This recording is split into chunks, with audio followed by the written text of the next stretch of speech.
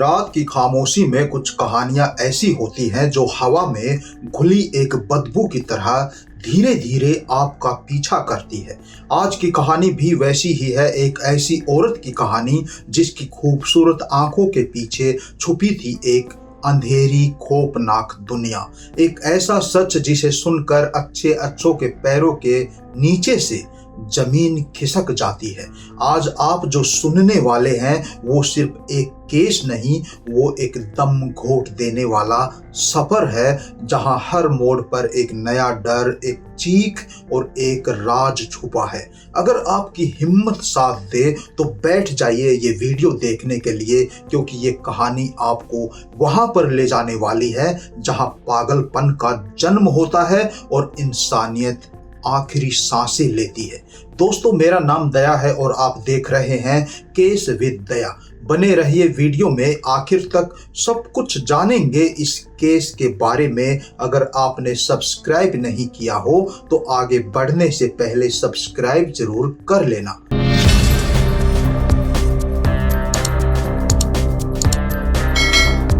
1 दिसंबर 2025 को पानीपत जिले के गांव नौलथा में रहने वाले सतपाल के बेटे अमन की शादी थी। दोपहर के टाइम बड़ी धूमधाम से बारात निकल चुकी थी। अभी बारात 4 या 5 किलोमीटर दूर गई होगी कि बारात में शामिल संदीप और उनके पिता के पास कॉल आता है कि संदीप की बेटी विधि घर से गायब है, कहीं आपके साथ बारात में तो नहीं चली गई। लेकिन विधि उन लोगों के साथ नहीं थी। उन लोगों ने भी दूसरी गाड़ी वालों को कॉल करके पूछा, लेकिन विधि किसी भी गाड़ी में नहीं थी और ना ही वो घर पर थी।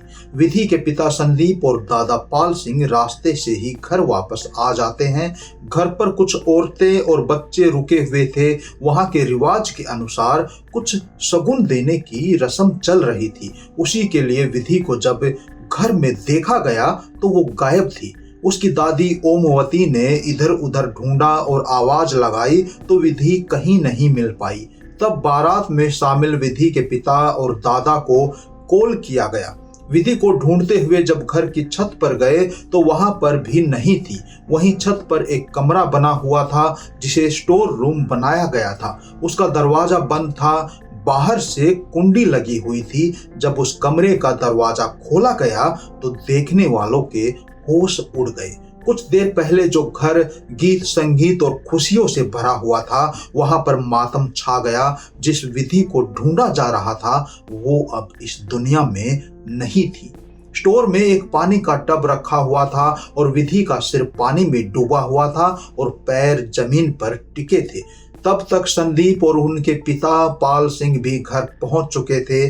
पाल सिंह एक रिटायर्ड सब इंस्पेक्टर थे, इसलिए सिचुएशन को देखते ही समझ गए कि बच्ची खुद नहीं डूबी, किसी ने इसका खून किया है। एक तो स्टोर रूम का दरवाजा बाहर से बंद था और दूसरा टब इतना गहरा नहीं था कि कोई 6 साल का बच्चा उसमें खुद डूब जाए। पाल सिंह ने तुरंत पुलिस को खबर दी। पुलिस भी तुरंत एक्शन में आ गई। जब पुलिस ने मौके पर पहुंचकर घर में मौजूद सभी लोगों की मौके की सिचुएशन चेक की और सबसे पूछताछ की तो जो आदमी बाथरूम में सबसे बाद में नहाया था उसने बताया उस टाइम ये टब बाथरूम में था, बाद में इसे कोई स्टोर में लेकर गया है। इसी पूछताछ में किसी औरत ने बताया कि जिस टाइम सभी लोग बारात को विदा करने की रस्मों में बिजी थे, उस दौरान पूनम नाम की औरत ऊपर से नीचे उतर कर आई थी और उसके कपड़े और हाथ गीले थे। जब कई औरतों ने कपड़े गीले होने का कारण पूछा तो पूनम ने सबको अलग अलग कारण बताए। किसी को कहा दूध गिर गया, किसी से कहा मेरे पीरियड्स आए हुए हैं। इस पूछताछ में ये भी पता चला कि जब पूनम ने कपड़े चेंज किए तो वो गीले कपड़े सुखाने के लिए दूसरे घर की सीढ़ियों से छत पर गई थी। अब पुलिस ने घर में मौजूद सभी लोगों से अलग अलग बातचीत करनी शुरू की। इस बातचीत में पूनम ने पूरे कॉन्फिडेंस के साथ पुलिस के सारे सवालों के जवाब दिए। इसके बाद पुलिस ने कहा कि वे सभी लोगों का एक टेस्ट करेंगे जिससे खुद ही सच्चाई सामने आ जाएगी। ये बात सुनते ही पूनम घबरा गई और उसका कॉन्फिडेंस कुछ लूज हो गया। अब पुलिस ने फिर से एक एक कर सबसे पूछताछ शुरू की। तो पूनम के जवाब पहले से कुछ अलग थे। वो कुछ परेशान और घबराई हुई सी लग रही थी। पुलिस की नज़र में पूनम सस्पेक्ट नंबर 1 बन चुकी थी, लेकिन पुलिस अभी और डाउट क्लियर करना चाहती थी। इसलिए आसपास के सीसीटीवी कैमरे चेक किए गए तो वीडियो में पूनम बार बार बाथरूम के आसपास आती जाती नजर आ रही थी। अब पुलिस का शक यकीन में बदल चुका था। पूनम को थाने में ले जाकर पूछताछ की गई तो घबराहट में उल्टे सीधे बयान देने लगी। जब पुलिस ने सख्ती दिखाई तो पूनम ने कन्फेशन कर लिया कि विधि को उसी ने टब में डुबोकर मारा है। जैसे ही ये खबर पूनम की ससुराल और मायके तक पहुंची, कुछ रिश्तेदार थाने में पहुंचे और पुलिस को बताया कि हमारे 3 बच्चों की मौत भी बिल्कुल इसी तरीके से हो चुकी है। इनमें से एक बच्चा तो खुद पूनम का ही है। इसके बाद कुछ सीनियर पुलिस ऑफिसर थाने पहुंचे और लगातार 36 घंटे तक पूनम से पूछताछ की गई। उसके बाद जो कहानी सामने आई वो किसी नॉर्मल किलर की कहानी नहीं है, बल्कि एक साइको सीरियल किलर की कहानी है। पूनम की इस कहानी का असली पागलपन वहां से शुरू होता है जहां से कोई सोच भी नहीं सकता। आगे आप जो सुनेंगे वो आपकी रूह तक हिला देगा। बस वीडियो को पूरा देखिए, इस केस की पूरी टाइमलाइन अभी खुलने वाली है। पानीपत के एक गांव सिवाह की रहने वाली पूनम पॉलिटिकल साइंस में एमए। 2019 में उसकी शादी सोनीपत के गांव भावड़ में रहने वाले नवीन से हुई थी। शादी के बाद सब कुछ ठीक ठाक था। 1 साल बाद यानी 2020 में पूनम मां बन जाती है। उनके घर एक बेटा पैदा हुआ, नाम रखा गया शुभम। पूरा परिवार खुश था। पूनम का टीचर बनने का सपना था। शादी के बाद उसने ये बात अपने पति को बताई तो उसके पति नवीन ने भी उसका पूरा साथ दिया और इसी सपोर्ट की वजह से पूनम ने बीएड की पढ़ाई की, एग्जाम दिए और पास भी हो गई। परिवार में सब खुश थे। सबको लग रहा था कि एक पढ़ी लिखी, समझदार और लाइफ को अच्छे से प्लान करने वाली लड़की उनके घर में बहू बनकर आई है। लेकिन जिंदगी हमेशा वैसी नहीं होती जैसी बाहर से दिखती है। पूनम और नवीन का बेटा शुभम जैसे जैसे बड़ा होता गया तो इनके रिश्तेदार एक बात नोटिस कर रहे थे कि बेटे शुभम की शक्ल सूरत पूनम जैसी नहीं थी और ये बात पूनम को कोई ना कोई बोल भी देता।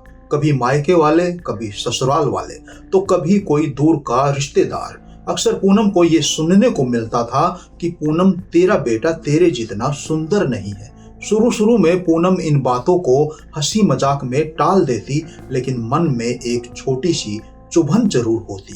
इसके बाद जब ये एक ही बात उसने बार बार सुनी तो उसके अंदर जो चुभन थी वो चुभन धीरे धीरे जहर बन गई। और इसके बाद कई बार ऐसा भी हुआ जब कभी कोई रिश्तेदार उनके घर पर आता या फिर वे लोग किसी के घर जाते किसी पार्टी वगैरह में, तो लोग उसके बेटे को इग्नोर कर दूसरों के बच्चों की तारीफ करते।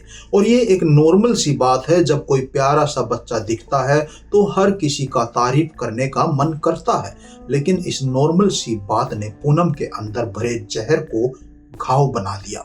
उसे लगने लगा कि ये सब रिश्तेदार उसके बेटे को बदसूरत साबित करने में लगे हुए हैं। यहीं से शुरू होती है वो कहानी जो एक पढ़ी लिखी और समझदार दिखने वाली औरत को एक साइको सीरियल किलर में बदल देती है। 12 जनवरी 2023 को पूनम की ननद यानी उसके पति की बहन पिंकी अपनी 9 साल की बेटी इशिका के साथ कुछ दिनों के लिए उनके घर आई थी। इशिका देखने में बहुत ही प्यारी और खूबसूरत बच्ची लगती थी। जब भी कोई रिश्तेदार या पड़ोसी उनके घर आता तो वो इशिका की तारीफ जरूर करता, लेकिन किसी को अंदाजा नहीं था इन तारीफों ने अंदर ही अंदर पूनम के घाव कुरेद दिए। 13 जनवरी 2023 को ऐसा टाइम भी आया जब घर में सिर्फ 3 लोग थे, इशिका, पूनम और उसका 3 साल का बेटा शुभम। पूनम इशिका को किसी बहाने से छत पर ले गई जहां एक गहरी पानी की टंकी बनी हुई थी।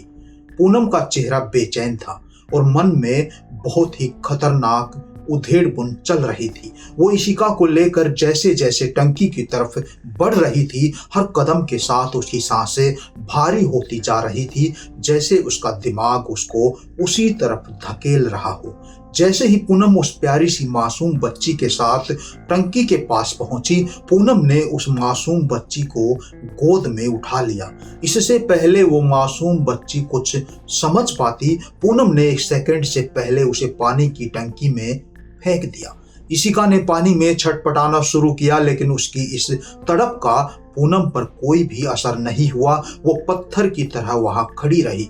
धीरे धीरे उस मासूम बच्ची का छटपटाना कम होता जा रहा था और कुछ ही देर में बिल्कुल शांत। पूनम ने टंकी में झांक कर देखा तो सांस से बनने वाले पानी के बुलबुले भी पूरी तरह शांत हो चुके थे। अब पूनम के चेहरे पर एक अजीब सी संतुष्टि आ गई, मानो उसने अपना कोई बहुत बड़ा उद्देश्य पूरा कर लिया हो। लेकिन जैसे ही वो नीचे जाने के लिए पीछे की तरफ मुड़ी, उसके होश उड़ गए। उसके पीछे उसका 3 साल का बेटा शुभम खड़ा था, जो उसके पीछे पीछे ऊपर आ गया था, लेकिन अपने षड्यंत्र में डूबी पूनम को इसका आभास तक नहीं हुआ। कुछ देर पहले जिस चेहरे पर संतुष्टि नजर आ रही थी, उसी चेहरे पर अब घबराहट छाई हुई थी। जो पूनम कुछ देर पहले मन ही मन खुश थी, अब उसके मन को ये चिंता सता रही थी कि जब इशिका को ढूंढा जाएगा तो उसका बेटा शुभम किसी को कुछ न कुछ बता देगा। जैसे ही पूनम के मन में ये बात आई, उसने एक झटके में अपने ही 3 साल के मासूम बेटे को उसी टंकी में फेंक दिया और नॉर्मल तरीके से नीचे आ गई। कुछ देर बाद दोनों बच्चों की खोजबीन शुरू हुई। उनको ढूंढते ढूंढते ऊपर छत पर आए तो टंकी में दोनों बच्चों की डेड बॉडी मिली। किसी को नाम मात्र भी डाउट नहीं हुआ कि इन दोनों बच्चों की मौत के पीछे पूनम का हाथ हो सकता है, क्योंकि मरने वाले बच्चों में उसका बेटा भी था। कोई सोच भी नहीं सकता कि एक माँ अपने हाथों से अपने ही बच्चे को मार सकती है।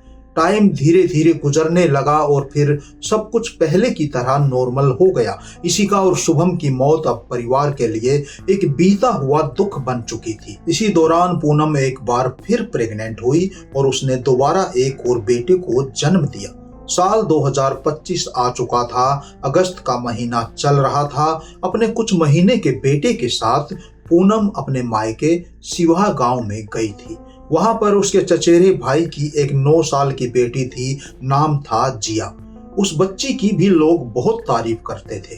हर रोज किसी न किसी के मुंह से निकल ही जाता था, बहुत प्यारी बच्ची है, बहुत सुंदर लड़की है।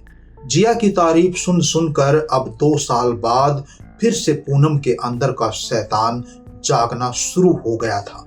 18 अगस्त 2025 की रात सोने से पहले पूनम ने जिया को सिखाया कि आज मम्मी पापा से बोलना, तू पूनम बुआ के पास सोएगी। मासूम जिया उसकी बातों में आ गई और रात को उसके पास सो गई। रात को जब सभी लोग सो गए तो पूनम गहरी नींद में सोती हुई जिया को पशुओं के पानी पिलाने के लिए जो हौद बनाया हुआ था, उस पानी के हौद के पास ले गई और उसी पानी के हौद में उसे डुबो कर मार दिया। अगले दिन सुबह यानी 19 अगस्त को जब सभी लोग सोकर उठे तो जिया की लाश हौद में तैर रही थी। सभी लोग इसे एक हादसा ही मान रहे थे, लेकिन जिया के पिता दीपक का कहना है कि मुझे पूनम पर ही शक था, क्योंकि घर के मेन गेट पर ताला लगा हुआ था, बाहर का कोई भी आदमी अंदर नहीं आ सकता। लेकिन मैंने जब अपना शक जाहिर किया तो पूनम ने ड्रामा शुरू कर दिया कि अगर मेरे ऊपर झूठा इल्जाम लगाया तो मैं सुसाइड कर लूंगी। उसकी मां ने भी उसकी तरफदारी करते हुए कहा कि अगर मेरी बेटी को कुछ हो गया तो मैं तुझे अंदर करवा दूंगी। सभी परिवार वाले भी ये कहने लगे कि वो तेरी बहन है, वो ऐसा क्यों करेगी। पारिवारिक दबाव के चलते उन्होंने चुपचाप उसका अंतिम संस्कार कर दिया। अब आता है नवंबर महीना। 2025 के नवंबर महीने के आखिरी दिन यानी 30 नवंबर को पूनम के पति नवीन के मामा के घर में शादी थी, एक बेटी और एक बेटे की। 30 नवंबर को बेटी की शादी थी और 1 दिसंबर को बेटे की बारात जानी थी। नवीन उस शादी में शामिल होने के लिए अपने मामा के घर पानीपत के नौलथा गांव पहुंच जाता है। उसकी पत्नी पूनम अपने मायके गई हुई थी, वो भी अपने मायके से सीधे नौलथा गांव पहुंचती है। यहाँ पर पूनम के पति नवीन की मौसी भी अपनी पूरी फैमिली के साथ आई हुई थी। उनके पति retired sub inspector Pal Singh, बेटा संदीप, उनकी बहू 6 साल की पोती विधि और 1 साल का पोता दिव्य। ये लोग सोनीपत की वेस्ट रामनगर कॉलोनी से आए थे। 6 साल की बच्ची विधि जो इस परिवार के साथ आई थी, वो भी देखने में बहुत ही मासूम और प्यारी लग रही थी। जो भी उसे देखता उसकी तारीफ किए बिना नहीं रह पाता। इसी तरह से जब कुछ रिश्तेदार उसकी तारीफ कर रहे थे तो उस बच्ची के दुर्भाग्य से पूनम भी वहीं पर थी। जब उसने विधि की तारीफ सुनी तो उसके अंदर फिर से वही आग जल उठी, वही चुभन शुरू हो गई। यानी मन ही मन में उसने मासूम विधि को अपना चौथा शिकार चुन लिया था। 1 दिसंबर की दोपहर को बारात जाने की तैयारी हो रही थी। हरियाणा में एक रिवाज है कि जब बारात जाती है तो अपनी मान्यताओं के हिसाब से पूजा पाठ करके घर की औरतें गीत गाते हुए बारात को गाड़ी तक छोड़ने जाती हैं। घर की सभी औरतें इसी काम में बिजी थी, लेकिन पूनम उन औरतों के साथ नहीं गई। इसी दौरान उसने देखा कि घर में खेल रही मासूम विधि सीढ़ियों से चढ़कर छत की तरफ जा रही है। पूनम भी चुपचाप उसके पीछे पीछे छत पर चली गई और विधि से बातें करने लगी। बातें करते करते छत पर बने बाथरूम से एक पानी का टब खींचकर वहीं बने एक स्टोर रूम में ले गई और विधि को वहां ले जाकर उसकी गर्दन पकड़ टब में डुबो दी और तब तक डुबोए रखा जब तक विधि ने छटपटाना बंद नहीं किया। विधि जब पूरी तरह बेजान होकर शांत हो गई तो पूनम स्टोर का दरवाजा बंद कर बाहर से कुंडी लगाकर नीचे आ गई और यही वो सबसे बड़ी गलती कर बैठी और पकड़ी गई। बताया जा रहा है कि 3 साल पहले भी पूनम ने विधि को नुकसान पहुंचाया था। पूनम जब अपने पति के साथ विधि के घर सोनीपत के वेस्ट रामनगर में गई थी तो पूनम ने उसके चेहरे और हाथ पर गर्म चाय गिरा दी थी। उस टाइम उसने बहाना बनाया था कि बच्ची अचानक सामने आ गई थी, इसलिए चाय गिर गई। इन बच्चों को मारने के पीछे किसी तांत्रिक कनेक्शन का शक भी जताया जा रहा है। इन 4 मासूम जिंदगियों की कहानी सिर्फ एक केस नहीं है, एक आईना है जो हमें दिखाता है कि इंसान का दिल कितना गहरा और खतरनाक हो सकता है। कहा जाता है कि बच्चे भगवान का रूप होते हैं, लेकिन इस कहानी में भगवान के इन रूपों को किसी ने अपने अंदर भरे पाप की भेंट चढ़ा दिया। और यही सबसे बड़ा सवाल खड़ा करता है, क्या हम अपने आसपास के लोगों को सच में जानते हैं? क्या हम सच में समझ पाते हैं कि कौन अंदर से टूट चुका है, कौन फिसल चुका है और कौन कितने खतरनाक मोड़ पर खड़ा है? सच ये है कि बुराई कभी अचानक नहीं आती, वो धीरे धीरे चुपचाप अंदर ही अंदर बढ़ती है और जब हम उसे नोटिस नहीं करते तब वो किसी की जिंदगी पर वार कर देती है। ये कहानी हमें ये सिखाती है कि मानसिक तनाव, ईर्ष्या और अंदरूनी जलन को कभी हल्के में मत लो। जो लोग अंदर से टूटते हैं वो कई बार दूसरों को भी तोड़ देते हैं। इसलिए जरूरी है कि हम अपने घर में, अपने परिवार में, अपने रिश्तों में थोड़ी तेज नजर रखें, थोड़ी ज्यादा समझदारी दिखाएं और सबसे ज्यादा सावधान रहें, क्योंकि मासूमियत का कोई कसूर नहीं होता। कसूर होता है उस चुप्पी का जिसे हम चलो रहने दो कहकर नजरअंदाज कर देते हैं, जैसे पूनम के चचेरे भाई ने अपनी बेटी की मौत पर पारिवारिक दबाव के चलते किया था। ये 4 मासूम तो इस दुनिया से चले गए, लेकिन कुछ सीख दे गए। बच्चों को कभी अकेला मत छोड़ो, रिश्तों की आड़ में आंखें बंद मत करो, किसी भी एबनॉर्मल बिहेवियर यानी असामान्य व्यवहार को हल्के में मत लो। बच्चों की सुरक्षा को कभी भी अंदाजे पर मत छोड़िए और रिश्तों को सिर्फ पहचान से मत आंकिए। कुछ नहीं पता किसी के मन का कौन सा घाव कब जहर बनकर किसी की जिंदगी निगल जाए।